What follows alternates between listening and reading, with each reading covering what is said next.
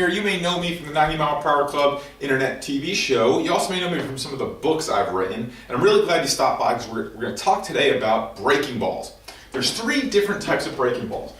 Obviously, curveball, slider, and cutter. Now, the cutter is a little bit in the fastball family, but we're going to lump it in with the breaking ball today. Now, the emails that I get from people usually have to do with 3 problem areas. Either they don't have a curveball, or they don't have a breaking ball, slider, or cutter. They can't get it to work. Either their location with it is bad, or they're getting ripped with it. Well, we're going to talk about curing all those things today. It's going to be easy. We're going to be able to put this system to work for you right away. Now, so again, curveball, slider, and cutter. Now, the 3 things that you have to understand is how to throw it. Some people have this right, some people have this wrong.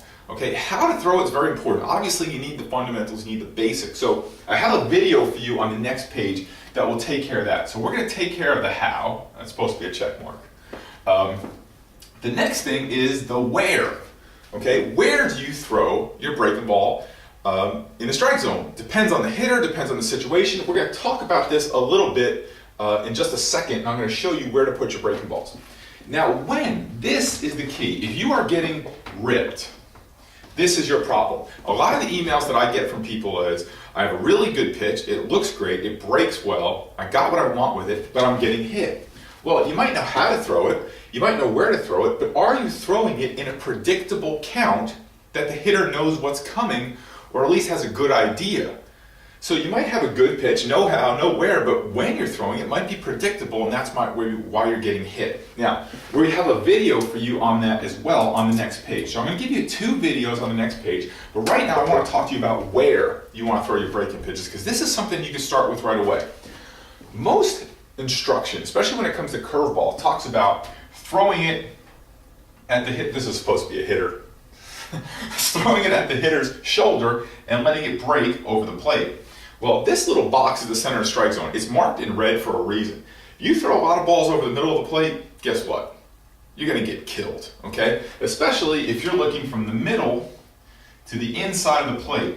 There's a great phrase that says history was made on the middle to the inside part of the plate. What that means is records were set, home runs were hit, right?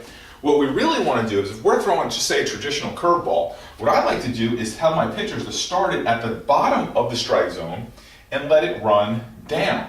Let it run out of the strike zone. So on a curveball, you're going to get more this action. On a slider, your action is going to be a little bit sharper, and the cutter, I should use different colors, huh? The cutter is going to be a little bit less. So your curveball is going to come in like this, your slider is going to come in like this, your cutter is going to come in like that, right?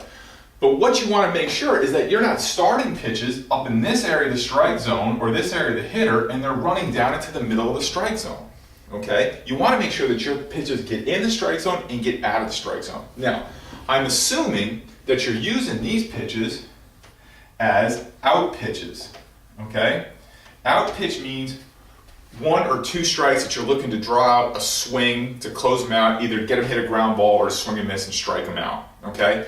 So if you're using these as out pitches, you want to keep them at the top level or the bottom level of the strike zone and let them run out. Okay? So start it in and let it run away and let it run down. Watch the most successful major league pitchers. You'll see this time and time again. Now, is there a time to throw the pitch at the hitter's shoulder and let it break over the plate like it's traditionally taught? Of course. You know when? You know what's a great count? I'll give you this. 0-0.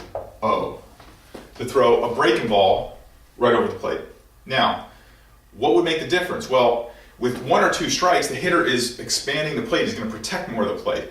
Why a curveball on an 0-0 count is successful is because you have the element of surprise working for you. Okay, so it's not so much the quality of the pitch or where the pitch is.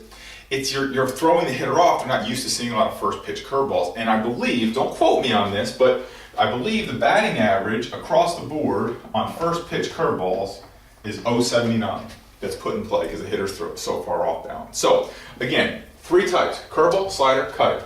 You got to know how, you got to know where, and you got to know when. So we just talked about, I just gave you the where. Now, put your email address into the box over here, and I'm going to send you the videos on the how and the when, and you can start throwing better curveballs for strikes. So I appreciate you coming. Put your email address in there, and we'll send you those videos. Thanks.